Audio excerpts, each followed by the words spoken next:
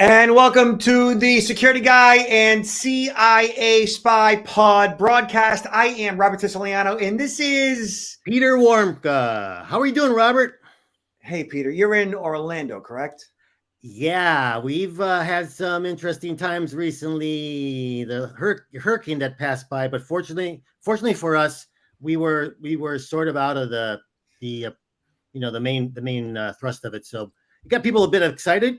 I was at a conference. I had to give a presentation. Over 16 speakers canceled, and a lot of people started leaving, which was unfortunate, right? But I can understand, especially when they're worried about being able to get back.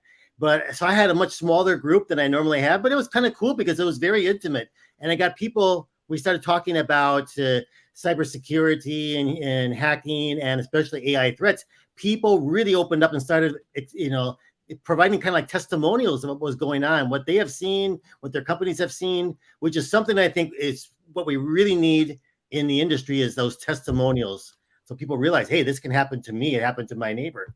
Yeah. I was in Orlando not too long ago presenting to the real estate industry and title companies on mortgage closing wire fraud. And I had a relatively small audience as well. It was a big conference, but I was up against a lot of concurrent sessions and the bar, right? Meaning like there was a lot of people at the bar. And you should have moved the bar into your room. Right. And I was like, why? And I said to them, why, when I got on the platform, I'm like, I think that this presentation, this program is the most important session in the entire conference. And why isn't the room full? I said, because like in this event, like we're talking about wire fraud as it pertains to mortgage closings that you as real estate agents rely on in order to, get paid. And exactly. If your clients are victimized by a wire fraud, it's over, Johnny. Like it's game over for you because all their funds go to a bad guy. They're not getting that money back. And so why isn't this room full? And it boils down to people don't want to think or believe it can happen to them. Okay. Mm-hmm. So as I'm presenting the program, I'm getting a lot of feedback, a lot of, audience questions and a lot of feedback from them. And what I learned was there was like 30, 40 people in the room. Of the 30, 40 people in the room, probably about 80% of them have experienced some form of wire fraud. I believe it. Yeah. I mean, but it's a shame because people are not really talking about it, right? It's like if they don't talk about it, it doesn't exist. It's just crazy. And so the thing is like the people in the room that understood the impact of the crime, that wanted to know what to do to make sure it doesn't happen in the future. And the rest of them had systems in place that they wanted to make sure were robust enough. That's who showed up. So those that essentially were either affected by the crime or knew enough about it that understood the risks and wanted to further mitigate it are the ones that showed up. Mm-hmm. And that's essentially who our audience is. It's like those who recognize risk and want to do something about it, like the people who stayed in the room, right, for your event, are the ones that, but it's like everybody else is a huge target because they're not doing anything about it. But sometimes it's the fault of the conference organizers that they don't necessarily understand the importance of the individual sessions, and so how they structure the locations as well as the specific time. I mean, it can make a big difference regarding what kind of turnout you're going to get. It's just, and you and I should be a keynote for every single presentation that we deliver. I agree. The entire conference needs to hear what we have to say because it's not just like, put that speaker on mortgage wire fraud up against 6 other speakers. Because like those 5 other programs are good, but they're not to the degree of the importance of anything that you and I collectively present. Ever. That's what we continue to do battle, Robert. That's our mission. And we're doing battle today. So, hey, everybody, welcome. And we have all kinds of interesting topics to speak to. Right here, Politico talks about officials unveil unprecedented cybercrime takedown. U.S. law enforcement has unraveled the CACBot malware, which cyber criminals use to cause millions in damages via ransomware and data theft. So this is an interesting one, Peter. Let me go a little deeper with this. Senior Justice Department officials on Tuesday revealed a major digital sting that carried out to squash malware criminals have used for decades to launch ransomware attacks, break into corporate networks, and filch sensitive customer data across the globe. They called it unprecedented, involving FBI agents and law enforcement partners in 6 other countries, including France, United Kingdom, Germany, Netherlands, Romania, and Latvia. The only ones that I'm surprised that I'm seeing in here is Romania and Latvia, because, you know, those are countries where a lot of cybercrime emanates from. But that's great that we're getting that level of cooperation. Mm-hmm. They issued commands. The CACBot malware issued commands to self-destruct, and ultimately they seized roughly $9 million worth of cryptocurrency behind the malware. So I wanted to point out something specific here. U.S. officials have repeatedly warned that a large percentage of global cybercrime and ransomware activity comes from Russia. They accused the Kremlin of turning a blind eye to digital crooks as long as they focus their activity abroad, a claim Russia denies. China also accounts for significant hacking activity within the United States, but authorities say a majority of it is state-sponsored, meaning the Chinese government also denies sanctioning hacking efforts. Mm-hmm. I think that's very, very true. The first part about Russia allowing these organizations to operate as long as they're not targeting individuals or companies in Russia. I mean, we talked about this before. There's a lot of criminal organizations that do have former intelligence officers, that work for them. And there's a lot of cooperation between the intelligence services in Russia and these criminal organizations. And I'm sure that even though the criminal organizations are out there predominantly for, conduct their activities for financial gain, they're also passing information that could be of use to the Russian service. And regarding the China, yes, I think it's a lot more of that is being conducted by the state.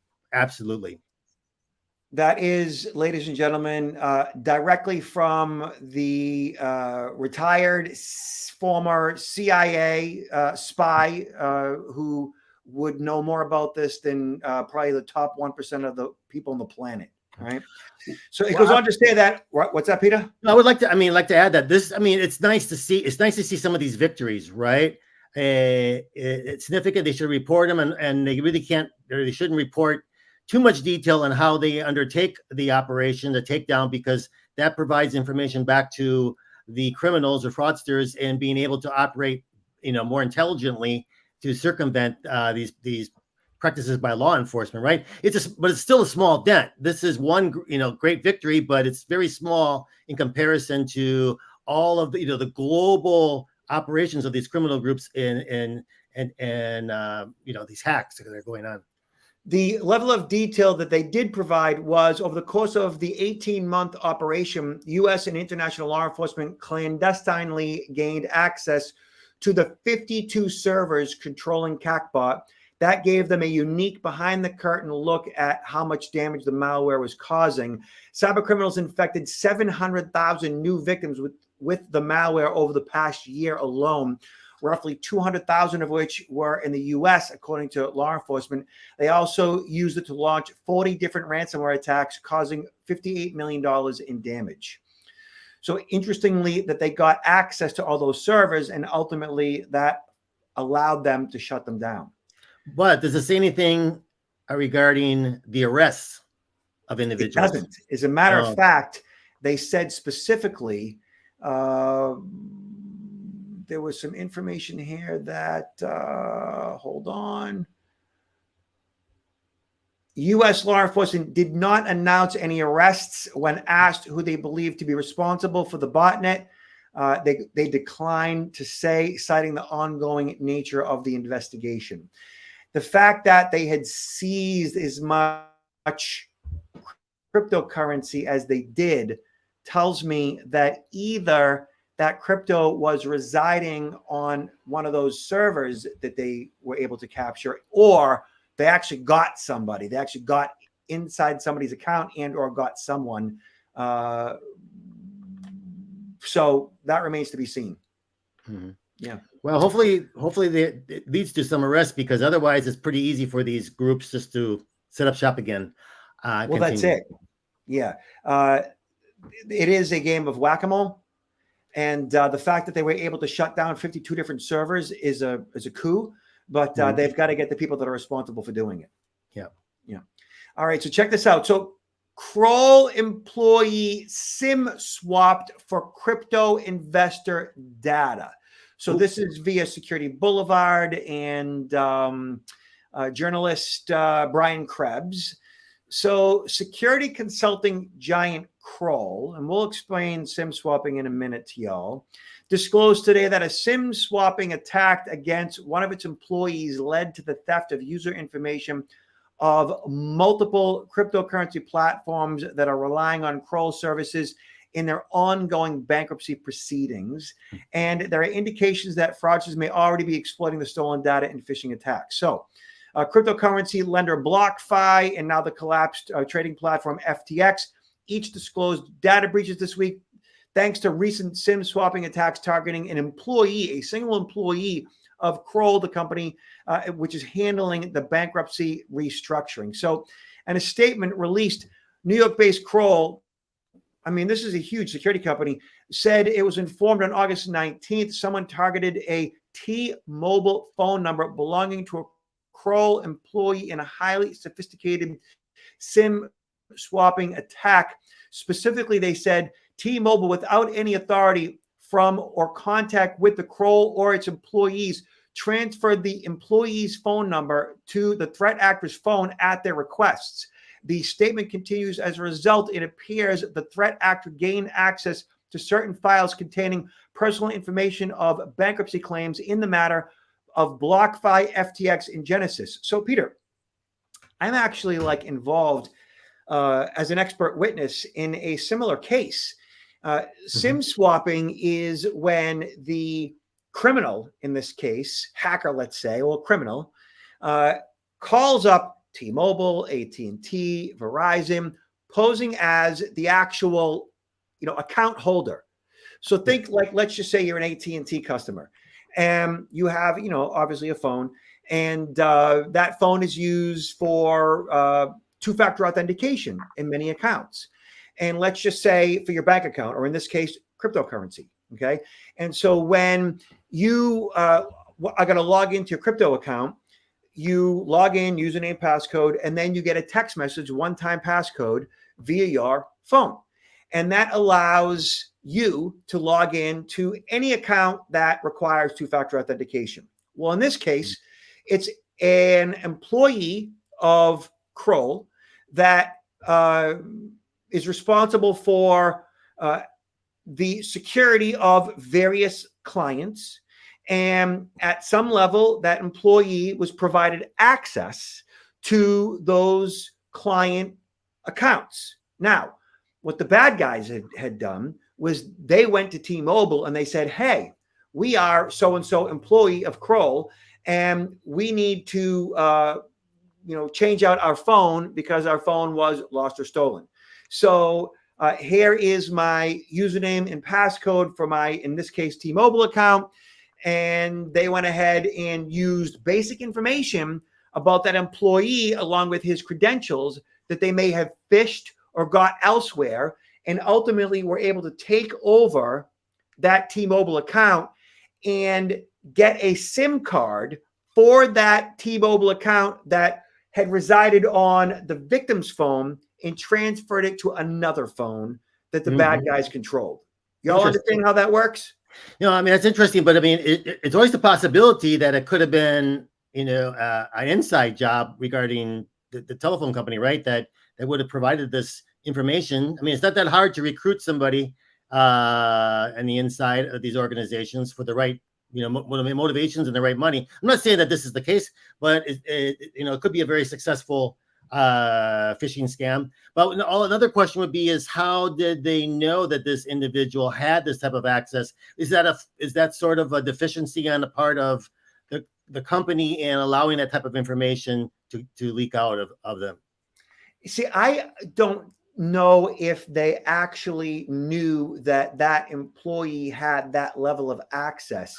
I'm thinking that they would target a number of people within the company, regardless, knowing that these are individuals that have access to a lot of high net worth individuals and accounts, and any one of them in the company would be a significant target. I mean, think about like anybody that works for the FBI, anybody that works for a massive bank, anybody that works for a massive crypto company, like all of those individual employees have access that they could leverage any of those employees to get access to any amounts of sensitive, highly valuable information.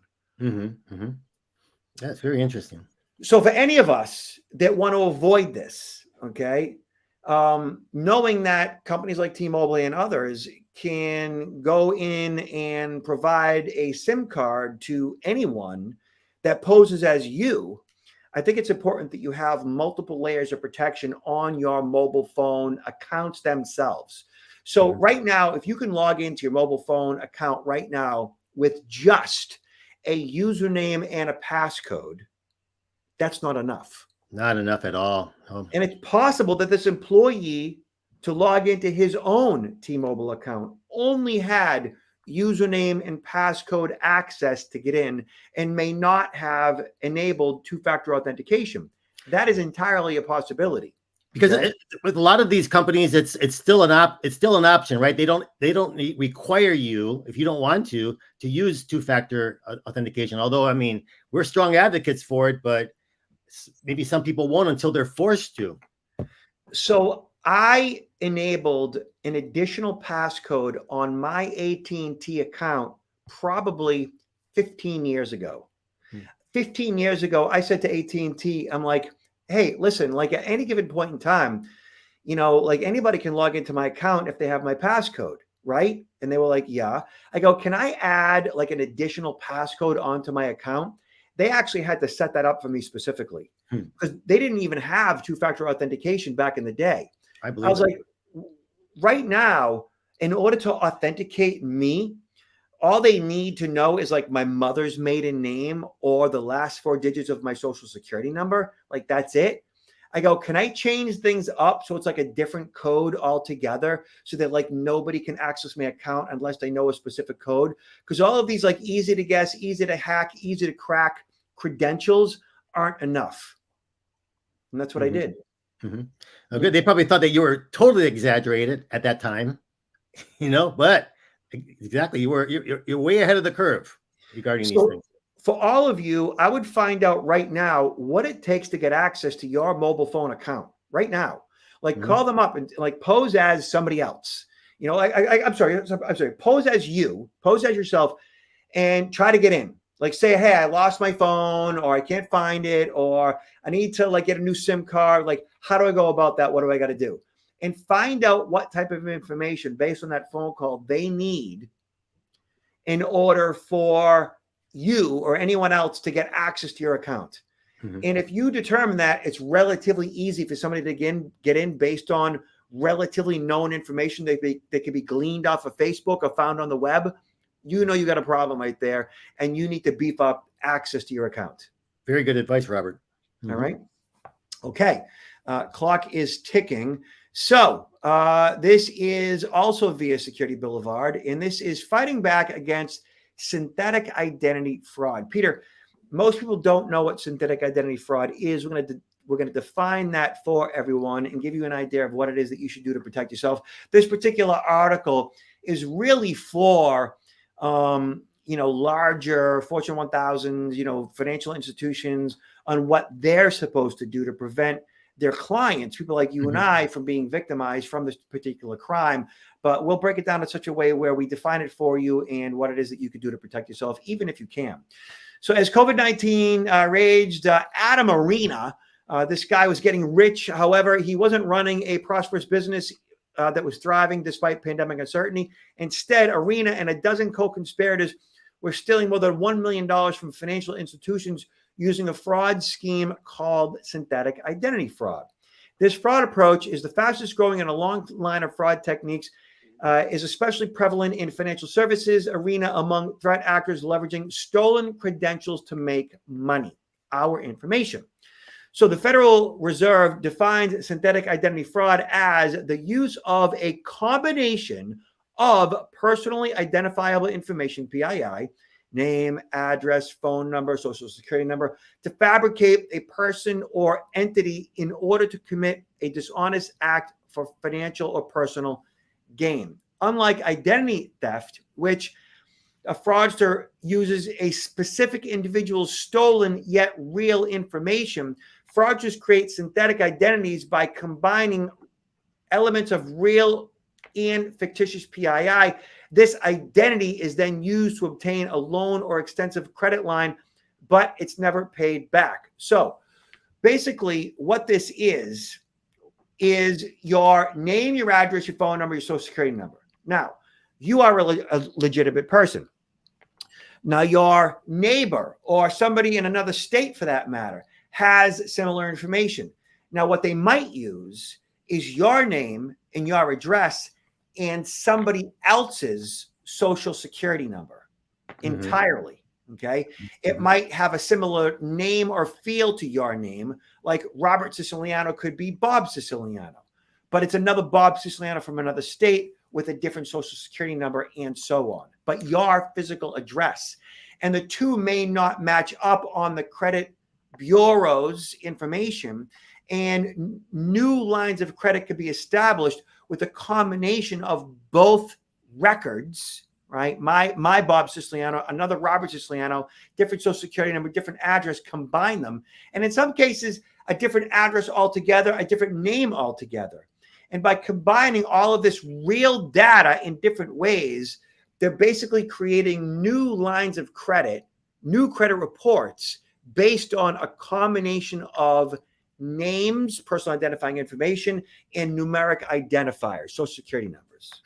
I would think, I mean, you mentioned that most of this is the concern would be, it's the weight upon the financial institutions, and maybe the consumers think, well, what can I do about it? But I can see one thing right now. The risk is if there's a synthetic identity that's linked to your social security number, that is where all of a sudden a credit line could be taken out under your social security number, right? I mean, under your name.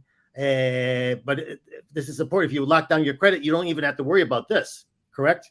Well, see, the problem here is that if you lock down your credit, which everybody should do right now, your name, your credit is associated with your social security number. So you need to get a credit freeze. Everybody needs to get a credit freeze yesterday.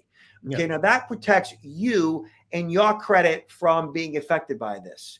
But what happens is they are able to open up new lines of credit under a brand new identity that's used in combination of yours and others. And the credit bureaus actually establish a whole new identity based on a combination of information that isn't actually you and doesn't actually show up on your credit report. Understood. Okay.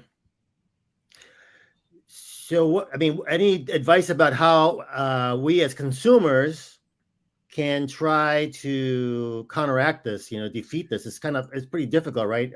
It is. Information is already out there. The good news is that generally, it doesn't ultimately affect you specifically in your line of credit and your actual identity in such a way where it affects your ability going forward to get credit, because it's a whole brand new identity. However, if your credit is not frozen, and they can eventually tap into your actual identity as well. So with your credit being frozen, you can prevent synthetic identity theft from affecting your actual identity. And in the end, it's the lenders, it's the creditors that lose the most, because they have granted credit essentially to what would be considered a ghost, even though that data is in some way associated with your identity. It's further enough away that it's a synthetic identity that isn't actually you. But as we know, when there are companies such as financial institutions included that lose money on some of these things, they have to make it up. And so it's ultimately it becomes, we all pay the price ultimately for what we pay in products and services.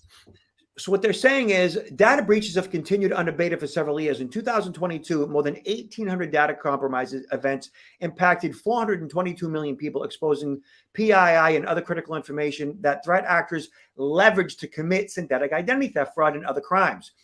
So basically, cyber attacks, the dark web, various forms of identity theft, various fraud scams, account takeover, all of that is all that data from all those various sources is used for various forms of synthetic identity theft. So everybody get a credit freeze right now and protect you. There could be at any given point in time a half a dozen people or more, dozens, using your actual social security number, using your actual name, maybe not combined with your social, to actually have various accounts under your name that won't affect you. But fundamentally, as long as you get a credit freeze, that pretty much protects you. Mm-hmm. Yeah. So, Peter, what are you up to these days? Oh boy, this is like the time of the year when things really start getting extremely busy. As you know, it's been very difficult for us to even communicate because of everything that we're involved in. A lot of travel for conferences, groups, associations, private companies, and Cybersecurity Month is coming up, and Cybersecurity Awareness Month is coming up in October. So a lot of things happening. But that being said, if any of you listening working for companies that maybe haven't prepared or thought about Cyber Awareness Month and are looking for resources, please reach out to Robert or myself. We might be able to assist in some way, giving a presentation, even if it's virtual, to your organization.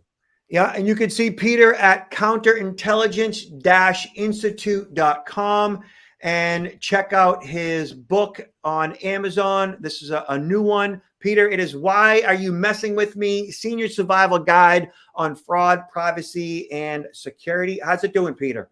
Thank you. Very well. Actually, when people, they see the book's cover, they say, this is exactly what my parents need or my grandparents need. And they start relating to me. They had this issue coming up, or I found them, getting involved in this. And I said, wait a minute, this is a scam. So everybody seems to have a story. It's everybody's got a story. Everybody has a story about how they're, they just keep coming in too. Like it's just, yeah. All right. So for me, you guys just contact me at protectnowllc.com. We are doing lots within the real estate industry, mortgage, financial services.